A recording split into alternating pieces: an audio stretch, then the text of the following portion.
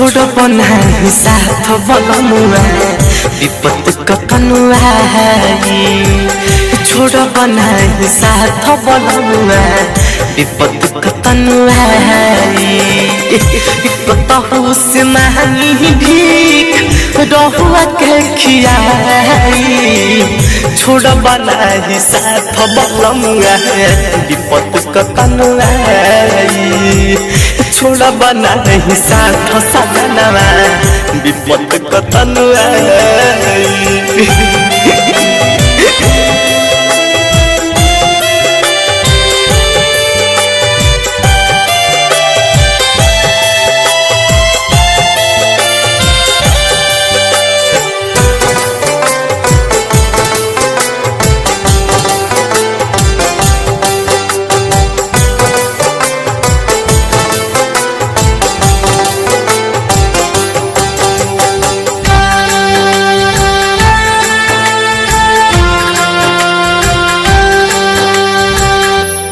हले विधाता हमके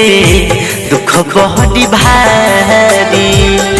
सारा समाज के आगे अच्छा पसारी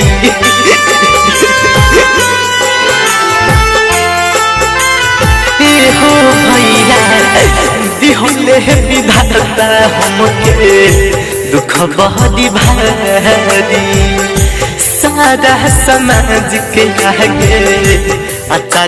पसारी दीदी कुछ पैसा कौड़ी पति के बचानी छोड़ बनाही साथ बलमुआ पति कतनुआ छोड़ बनाही साथ सजनवा विपत कतनुआ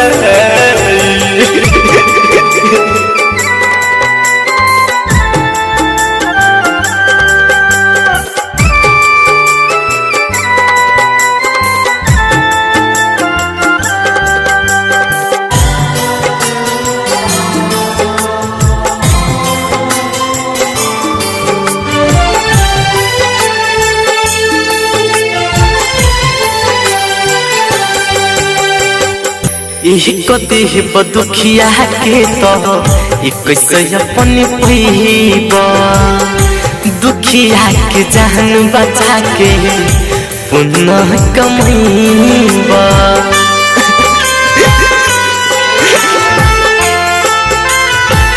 हो चाचा एक देह बदुखिया के राकेश कैसे अपन पैब दुखिया के जान बचा के भी दिन तुम कमैब जिंदगी में ऐसा मौका राजू राजा देव बनाया छोड़ बनाही साथ बलमुआ विपत ककनुआ छोड़ बनाही साथ सजनवा विपत ककनुआ कतहु से मांगी भीख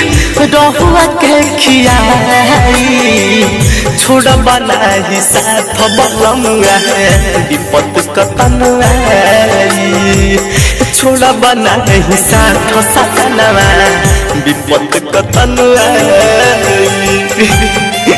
सरदार रिकॉर्डिंग स्टूडियो मौलापुर बाजार।